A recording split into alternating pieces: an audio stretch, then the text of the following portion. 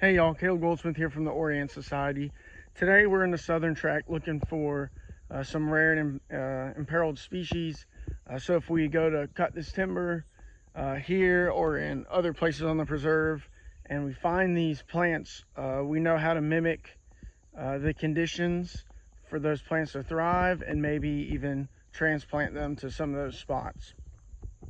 So I'll just give you an example of kind of the rundown of how we measure all these conditions that this certain plant would live in, and all the tools we would need basically to measure them.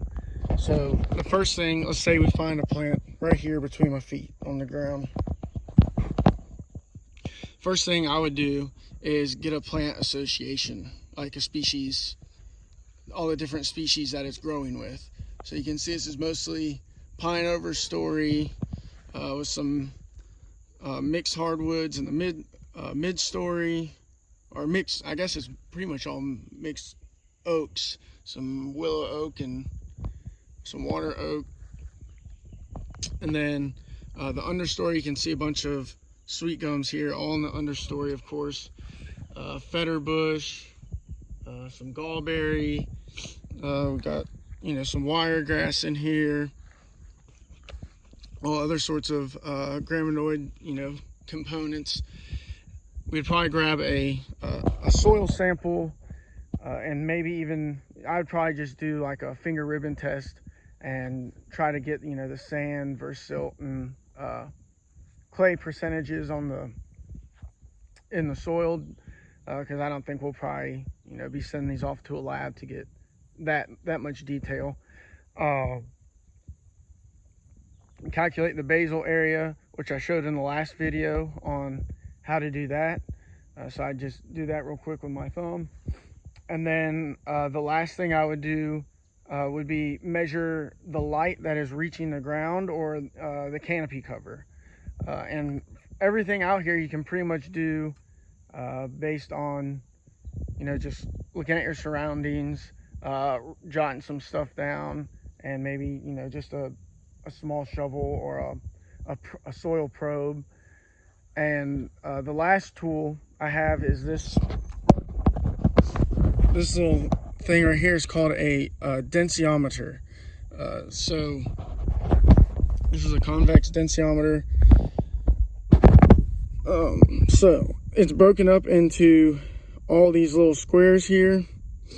So each one of these squares you break up into smaller subunits. So this single square here you'd break into quadrants. So you'd have a dot there, there, there, and there in each corner.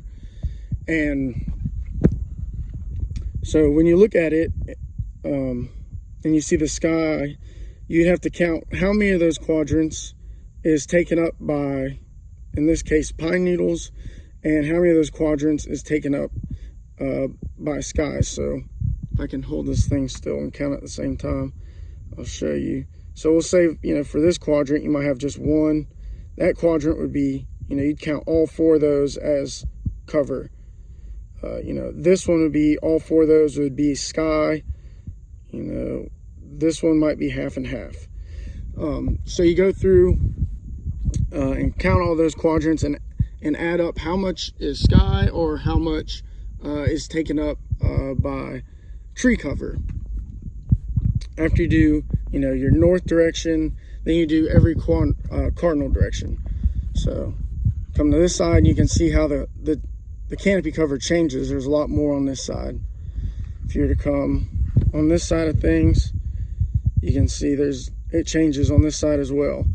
So you get those four cardinal directions, get all your numbers, and calculate your canopy cover, and that'll give you a pretty good index of the light conditions at this spot. So I'll just jot that down.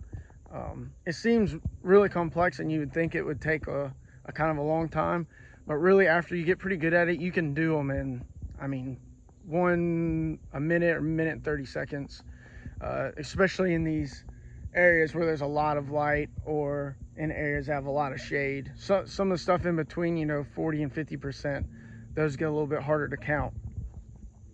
So that's what we're doing, looking for rare and imperiled species. Hopefully we'll find some soon, and you know, getting there, writing down all the conditions of where they're growing, so if we come in here and do a timber sale or do timber sales other places, we have a good idea on, you know, what type of characteristics or parameters these plants like to grow in, so we can hopefully continue to help them expand on the preserve in the future. So hopefully you guys can use this on your own property if you know, or if you have some rare and imperiled species, or if you just want to use it, you know, if you have a timber sale, you know, a thinning, and you want to see how the overstory changes through time, and how maybe how the understory component changes with the changes in light. I think that's a really great way to use a densiometer as well. So we'll keep looking for these plants, and we'll see you next month.